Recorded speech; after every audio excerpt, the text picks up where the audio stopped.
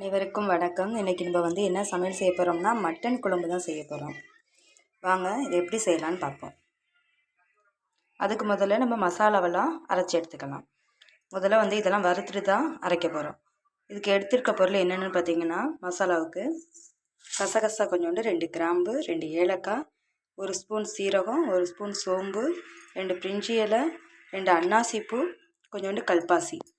அது இல்லாமல் மூடி தேங்காய் துருவி வச்சுருக்கிறேன், பூண்டு 10 பல் வச்சுருக்கிறேன், இஞ்சி ஒரு துண்டு வச்சுருக்கிறேன், 10-15 சின்ன வெங்காயம் வச்சுருக்கேன், ஒரு தக்காளி பழத்தை கட் பண்ணி வச்சுருக்கேன். இதெல்லாம் நம்ம அடுப்பை பற்ற வச்சு நம்ம வறுத்து எடுத்துக்கலாம். எண்ணெயை கொஞ்சமாக ஊற்றி வதக்கி எடுத்துக்கலாம். பாருங்கள், இது வறுக்கிறதுக்கு கொஞ்சமாக எண்ணெய் சேர்த்துக்கிறேன், நல்லெண்ணெய் சேர்த்துக்கிட்டேன். எண்ணெய் நல்லா காஞ்சிருச்சு. நம்ம எடுத்து வச்சுருக்கிற மசாலா பொருளெல்லாம் போட்டு வறுத்து எடுத்துக்கலாம். ஒன்றா சேர்த்தா வறுக்கிறேன், நல்லா வறுத்து எடுத்துக்கலாம். அதோட ஒரு 10-15 மிளகு சேர்த்துக்கிறேன். பாருங்கள், லேசாக பொரிஞ்சிருச்சு.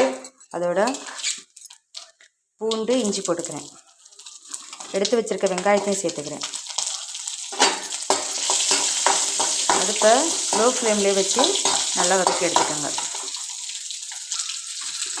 வெங்காயம் சேர்த்ததுக்கப்புறம் தக்காளி பழத்தையும் சேர்த்துக்கலாம்.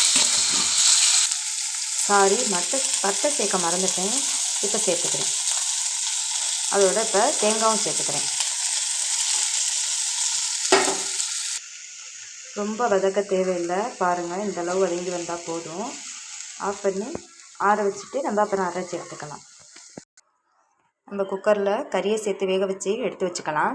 அதுக்குள்ளே மசாலா பொருள் ஆறட்டும்.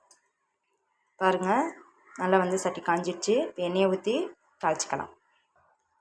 இப்போ நான் நல்லெண்ணெய் சேர்த்துக்கிறேன்.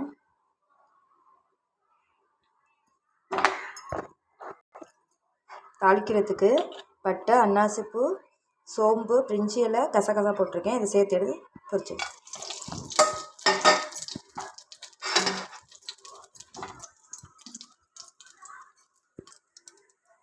நல்லா பட்டாசாசம் நல்லா செவந்துருச்சு. அதோட ஒரு கொத்து கருவேப்பிலை சேர்த்துக்கிறேன். அடுத்தது கழுவி எடுத்து வச்சுருக்கேன். அந்த கறியை போட்டு வதக்கிக்கலாம். கறி நல்லா வதங்கட்டும். இப்போ வதங்கிறதுல நம்ம கொஞ்சோண்டு இஞ்சி பூண்டு பேஸ்ட்டு சேர்த்துக்கலாம். கொஞ்சோண்டு இஞ்சி பூண்டு பேஸ்ட்டு சேர்த்துக்கிறேன். அதோட கொஞ்சமாக மஞ்சள் தூள் சேர்த்துக்கிறேன்.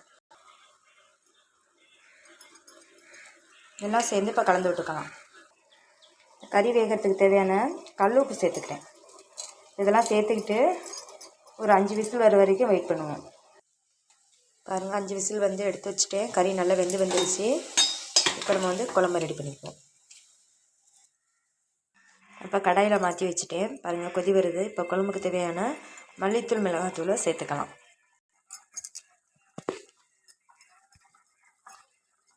பாருங்கள், நான் 1 ஸ்பூனால் 2 ஸ்பூன் மல்லித்தூள் சேர்த்துக்கிறேன்.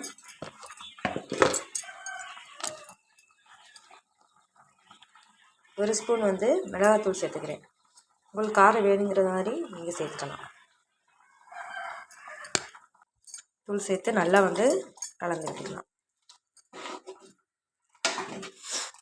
இது நல்லா கொதிக்கட்டும். கொதி வந்ததுக்கப்புறம் நம்ம வறுத்து அரைச்சி வச்சுருக்க மசாலாவை சேர்த்து கொதிக்க விட்டுக்கலாம். பாருங்கள், மல்லித்தூள், மிளகாத்தூள் போட்டு நல்லா கொதி வந்துடுச்சு. இப்போ நம்ம அரைச்சி வச்சுருக்க இந்த மசாலாவை விழுதை சேர்த்து கலந்து விட்டுக்கலாம். நல்லா கலந்து விட்டுக்கலாம். இது நல்லா இதோட பச்சை வாசனை போகிற அளவுக்கு நல்லா கொதிக்கட்டும். கொதித்து நல்லா கறியிலெல்லாம் நல்லா இந்த மசாலாலாம் நல்லா சாரணும். நல்லா கொதித்து குழம்பு நல்லா எண்ணெய் பிரிஞ்சு மேலே வர வரைக்கும் இதை நல்லா நம்ம கொதிக்க வச்சு எடுத்து வச்சுக்கலாம். இப்போ நம்ம திறந்து பார்த்துக்கலாம். பாருங்கள், எண்ணெயெல்லாம் நல்லா பிரிஞ்சு வந்திருக்கு. கலந்து விட்டுட்டு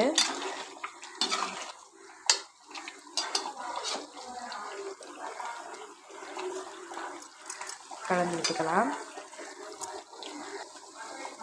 குழம்பு ஓரளவு கெட்டியாக வந்துடுச்சு. பாருங்கள், இந்த அளவு வந்தால் போதும். இப்போ நம்ம இது மேலே மல்லித்தலை தூவி குழம்பு இறக்கிக்கலாம். அவ்வளோதான். நம்ம மல்லித்தலையை தூவி குழம்பு இறக்கிக்கலாம். அவ்வளோதான், நம்ம மட்டன் குழம்பு ரெடி ஆயிடுச்சு. சாப்பிட்டு பார்த்துட்டு எப்படி இருக்குன்னு சொல்லுங்கள்.